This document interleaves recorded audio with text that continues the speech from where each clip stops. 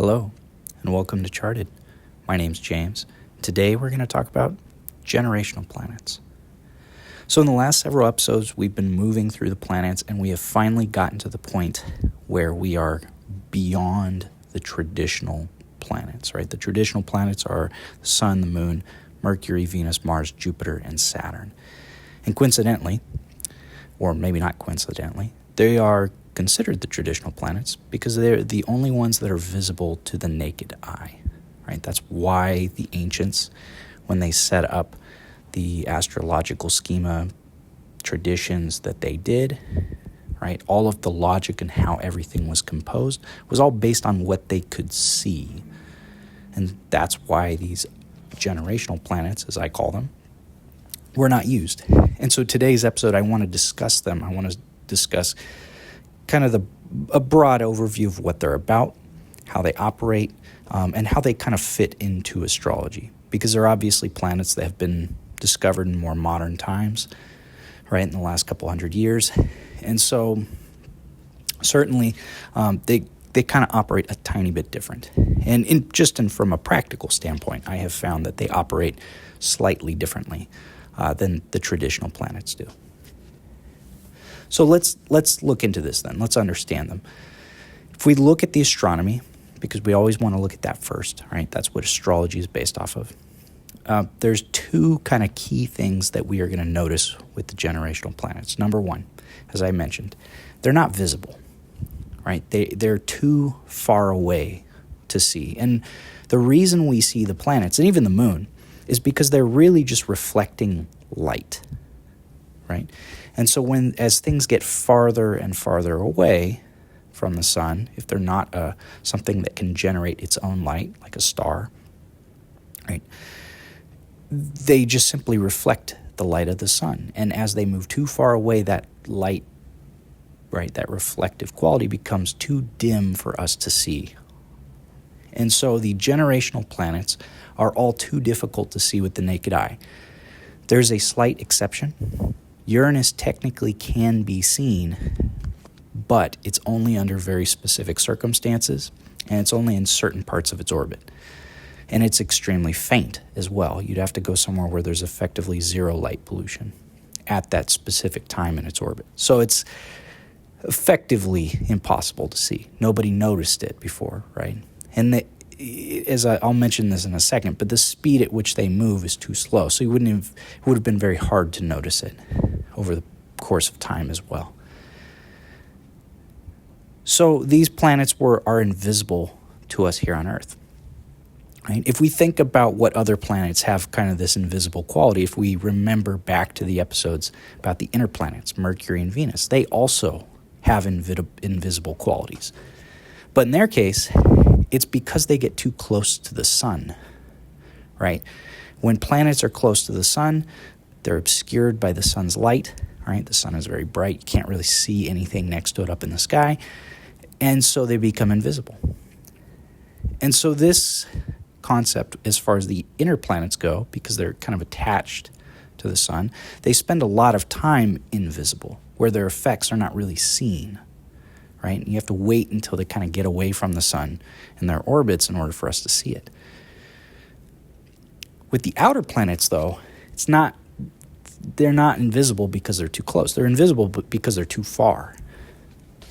And so the inner planets are acting as something that's an extension of the self. The generational planets, then, are acting as something that is so far from the self that we can't see it. It's so far beyond the scope of one individual that we can't see it. So that's the first quality. The second quality is going to be they move exceedingly slowly.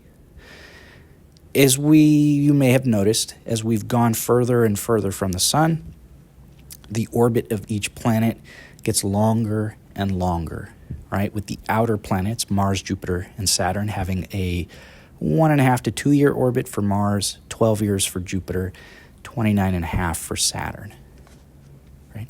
Well, the next planet after Saturn is going to be Uranus. Uranus has an 84 year cycle, which means one full cycle for Uranus is going to take up an average human lifetime, right? So even the longest lived humans won't see 2 cycles.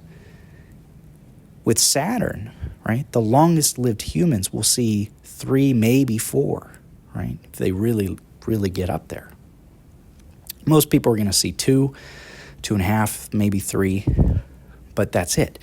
But with Uranus, you're lucky if you can see 1. And so this is the problem with the generational planets, is they're so slow moving that not only do they spend extended periods of time in a single sign, which will lead to the kind of why I call them generational, but their orbits don't happen within a single human life. Their cycles don't happen within a single human life. So that means their cycles don't deal with a single human life, right? There's no way that would make sense. And so this is the tricky dynamic with them. They're dealing with things that are so far out beyond a single individual that they're dealing with things that are now on a more broad scope, right? That take very long periods of time to change. And since they are invisible, that means we can't see those changes on a day-to-day basis. We can't see those changes in real time. It's not like a Mars transit or a Mercury transit where we get some news, right, or have some speaking engagement. Instead, they play on things that take long periods of time to slowly, subtly affect change. But what are they changing? Well, they are changing society. They are changing the world. They are changing humanity on a very broad level because, again, the time scales become so long that they take multiple generations in order to see the effects of their total cycle. As I mentioned, Uranus has an 84-year cycle, right? One human life.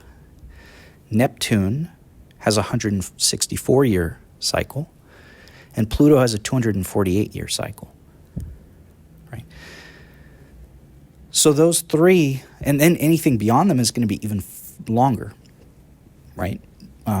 Eris, for example, very recently discovered within the last, I think it was in the early 2000s, has about a 550-year cycle,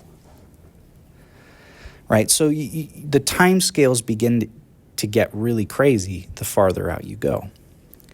And so these generational planets then deal with stuff that happens slowly over the course of decades and centuries, not over the course of days and weeks and months and years. And so their meanings then are going to be oriented towards things that are very collective in nature. They're going to deal with society as a whole in nature. And if you think about how society changes, certainly it's influenced by individuals, but it's extremely rare that a single individual ever gigantically influences society. Usually it's a multitude of individuals slowly contributing to something where there's finally a breakthrough, some new technology, some new cultural practice, right? Those kinds of things all happen over the course of lots and lots of time, as well as lots and lots of individuals contributing to them. And so these cycles then that the generational planets all represent are going to be things that shape how we move more as a species than as in an individual. So does that mean then that they don't affect us? No, not at all. They absolutely affect us. I'd say, if anything, they affect us more because they show the periods of time in which we live. They show how these societal cycles that we live in are shaping us, are influencing us as individuals. So when we look at the generational planets in an individual chart, for example, right, a birth chart, what we're really going to see in a lot of cases is how the societal influences affect us in our own personal life. Now, they do have certain ways in which they influence us directly, right? If you have say, for instance, a Pluto moon square, That's going to be, especially if it's in a tight orb, that's going to be a very potent aspect. It's going to be something that's extremely noticeable because of the nature of that kind of aspect. And so they do certainly have personal qualities to them, but it's typically going to show up most, we'll notice it when they are in aspect to our personal planets, the traditional planets. When we see a chart where the generational planets are unaspected or kind of just off in a sign all by their lonesome, making no aspects to things, or at most maybe a sextile. The problem we run into is that they will not really influence the chart much. They will a little, and they certainly will affect the house that they are in. But by sign, they tend to not show much influence. Because again, they're going to show more the influence of what you, as somebody part of that generation, is going to deal with. And what do I mean by part of that generation? Well, these planets move very slowly. So that means they move through each of the signs very slowly. And so that means people born within a similar time frame will have the same planets in those same signs. For example, I'm a millennial, right? I was born in 88. And everybody in the kind of 83, 82, 83, 84 through about 95, right, time frame, kind of the, broadly speaking, what is considered a millennial. They all have Pluto and Scorpio. And by and large, they also all have Neptune and Capricorn, as well as a chunk of them, most of them, have Uranus in Capricorn, or the other half, like myself, has Uranus in Sagittarius. Right? And so everybody that's a millennial has pretty much the same outer or generational planet placements. Right? But otherwise, the rest of their planets are all over the place. It's very wide variance over that time period. Another example, the boomers, right? That's the Pluto and Leo generation, by and large. And so you have different generations are going to have these generational planets in different aspects. And in some cases, they're going to be born during a period where, say, you're running up to a kind of a greater cycle between these generational planets. For instance, maybe for the millennials, right? The 90s millennials, most of them are born with the Uranus-Neptune conjunction. So many millennials are a part of this time period where you saw some cultural shift, right? Some kind of more societal shift because of this larger cycle. And so they were born as kind of a piece of it or a part of it. And so as much as those planets are going to impact people that have Capricorn, Cancer, right, placements, or sometimes just other direct aspects to things, there's also have this kind of piece in history, if you will, because of the where they are born within the time frame of the cycle. Now, how do we use these planets, right? Because they, like I said, they move slowly, so they're certainly going to operate slightly differently. And the big thing is they are going to, from a transit perspective, they're not like the other planets where, you know, right as it's kind of moving into orb, it's like boom, you've got this effect, right? You can certainly see something happening, manifesting in some way. And then as it moves away, right, it kind of goes. They're kind of more akin to a Jupiter or Saturn transit, where it's a little more slow process, where you got something kind of going on that takes time. Except that in this case, they're even slower. Pluto, for example, has a tendency to move about 2.5, 3 degrees forward, but then spend half the year in retrograde, where it moves back almost over all of the ground it moved forward. And so you get this slow progression where it takes extremely long period of time. It only moves maybe a net of 2 degrees, 3 degrees forward each year. And all that during that time, it's kind of dancing over the same degrees over and over and over. And so what you get with these planets is this kind of slow, subtle process that you cannot see as they transit, where you tend to go through periods of life where you're now dealing with this influence. As I said, on a kind of a chart perspective, a personal level, for me, as far as I kind of look at it, again, I don't look at them in terms of what sign they are in. I tend to find that not really helpful, other than just identifying generally, collectively, right, what kind of group you are a part of, right? Are you a millennial, a Gen Z, Gen X, a boomer, silent generation, right, Gen Alpha? Broadly speaking, those kind of non-astrological breakdowns of, the different demographic groups, by and large, they line up with the astrology, not completely. I certainly think there's probably better ways we could organize it, but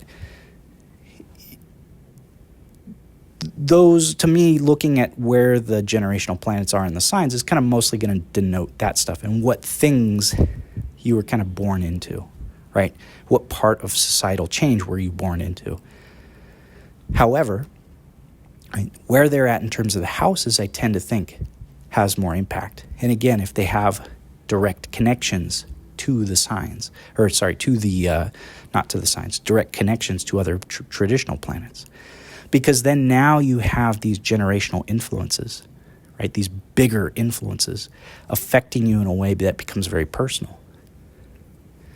And so you can see them play out sometimes as a very kind of deep connection to some societal force, but also things that are kind of subtle influences from society in terms of how we're raised that kind of shape who we are. Things that,